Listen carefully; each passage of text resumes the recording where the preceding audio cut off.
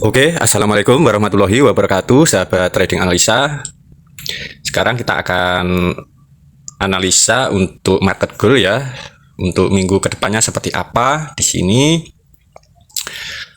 yang di video kemarin ya target kita sudah mencapai di external range liquidity, yaitu di puncaknya, dan sekarang kita bisa mengganti swing high tertingginya di sini. Ya, kita tandai dulu swing high tertingginya. Ya, kita tandai swing high-nya yang tertinggi seperti itu ya. Ini akan saya coba untuk hapus ya semua ya. Oke. Untuk bosnya ya, yang kemarin di time frame daily sudah terbentuk. Sekarang kita hanya perlu menandai lagi, yaitu area fair value gap di time frame daily ini. Ya, kita bisa tandai seperti ini. Dan tentu dengan shadow yang ini ya. Nah, kita tandai gapnya seperti ini. Oke. Setelah kita tandai seperti itu ya, gap-gapnya ini adalah gap kenaikan ya. Tapi ingat, gap kenaikan ini juga berpotensi akan diambil ya, entah itu hanya diambil sedikit atau diambil penuh. Tentu nanti kita akan analisa di time frame kecilnya seperti apa ya. Jadi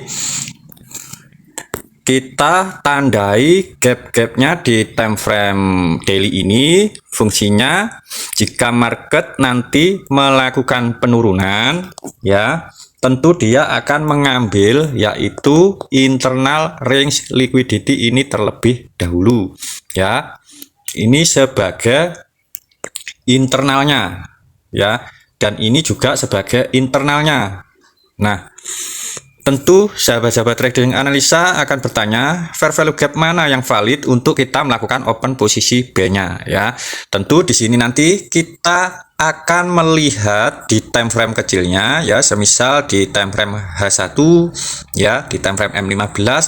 Nanti di sini sinyal-sinyal kenaikan jika market sudah masuk di area gap ini pasti ada ya, pasti ada sinyal-sinyal kenaikan jika market ini akan melakukan kenaikan kembali. Setelah dia mengambil internal range liquidity-nya, maka nanti berpotensi market akan melakukan kenaikan mengambil eksternalnya ya.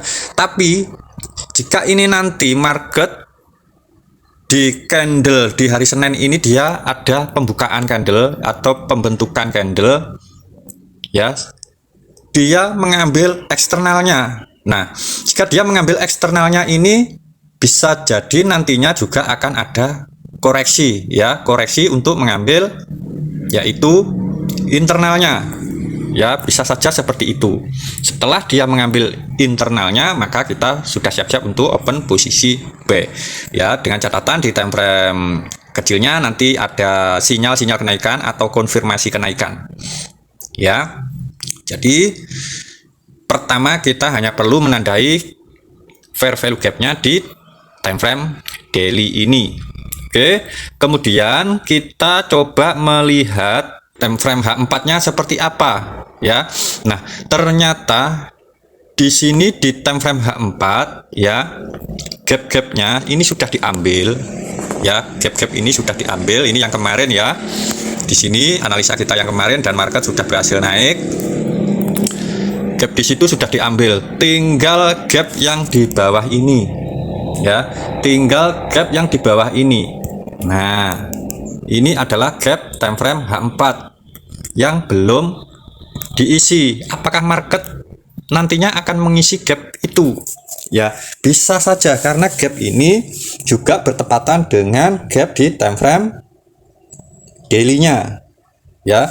Yang jelas jika nanti market sudah masuk area ini di harga 3176, kita nanti sudah bisa siap-siap menunggu konfirmasi entry B ya. Jadi seperti itu. Nah, di sini ya, di sini ada bullish engulfing ya, atau bisa dikatakan dengan rally ya, base lalu ini rally ya. Maka untuk market melakukan penurunan di sini tentu ya membutuhkan liquidity untuk diambil. Nah, liquidity-nya di mana? Liquidity-nya berada di external range liquidity ini. Ya, jadi liquidity-nya berada di eksternalnya itu. Jika nanti dia sudah mengambil itu, ya apakah kita bisa mengambil open posisi sell? Ya, tentu kita wajib menunggu adanya konfirmasi sell. Karena sell itu sifatnya hanya retest ya atau pullback, maka lebih baik menunggu konfirmasinya itu di time frame H1 ataupun di time frame M15 ya, jangan di time frame M1 karena sangat rawan, karena kita melawan arah tren. Beda dengan kita mengambil konfirmasi buy di time frame M1 ini tidak masalah ya, karena kita mengikuti arah tren besarnya. Ya, di sini ada sebuah base. Nah, jadi ini bisa menjadi sebuah penghalang market untuk melakukan penurunan. Setidaknya ini nanti ya ada sebuah candle bullish yang mengambil external range liquidity atau swing high-nya ini ya. Kemudian jika nanti ada konfirmasi sell ya seperti pembentukan CP1 sell, nah ini baru ada potensi market mengambil internal range liquidity di time frame daily, yaitu di harga 3176 ya. Jika nanti di area sini tidak ada konfirmasi buy ya, kita menunggu di sini, di area sini ya, di 3071. Jika market nanti sudah masuk di area sini ya, kita tunggu konfirmasinya untuk buy. Di sini juga ada sebuah gap ya. Nah, di sini. Nah, bisa saja ini nanti market sampai sini ya, jika dia melakukan penurunan kemudian akan kembali rally ya. Jadi seperti itu. Tapi di sini untuk penurunan ini masih banyak penghalangnya. Di sini sebuah base, di sini ada gap time frame daily, dan di sini ada gap time frame H4. Sekarang kita lihat di time frame H1. Di time frame H1 di sini sudah diambil. Ya, yang ini sudah diambil. Berarti kita perlu menandai yaitu gap di atasnya sini. Nah, ini adalah sebuah gap ya. Ini ada sebuah gap. Nah, berarti kita tetap menunggu ya market masuk di area-area sini 3176 jika mau open posisi buy jangka panjang. Ya, jadi seperti itu. Kita menunggu di area situ. Ya, ini yang kemarin kita dapat entry di situ dan dapat profit. Oke, jadi di sini di time frame H1 ini akan saya hapus ya, karena menurut saya itu sejajar dengan fair value gap di time frame daily ya. Jadi seperti itu. Coba yang di bawah ini, di sini ada sebuah gap ya, time frame H1 yang masih fresh ya. Nah, kita bisa menandai seperti ini ya. Untuk area-area buy-nya kita hanya menunggu di area-area situ ya, untuk buy jangka panjang, untuk mingguan ya. Di sini market masih berusaha membuat sebuah line liquidity ya, atau sebuah akumulasi atau konsolidasi ya. Jadi di sini market membentuk sebuah liquidity line. Jadi kita wajib berhati-hati. Ini nanti bisa saja dia diambil semua kemudian baru running kembali untuk buy-nya ya. Di time frame H1 jika kita lihat di area-area sini ya, di area-area sini masih tidak ada gap ya, di area-area sini tidak ada gap. Ini berpotensi jika market melakukan penurunan ya, bisa saja ini nanti akan diambil semua ya. Jadi kita tinggal menandai yaitu liquidity-nya ya. Bisa menandai seperti ini ya, atau bisa ditandai seperti ini sebagai liquidity di time frame H1 ini ya. Kita menunggu market mengambil liquidity itu untuk nantinya kita open posisi buy-nya ya. Jadi seperti itu. Coba saya ingin melihat di time frame M15 di sini.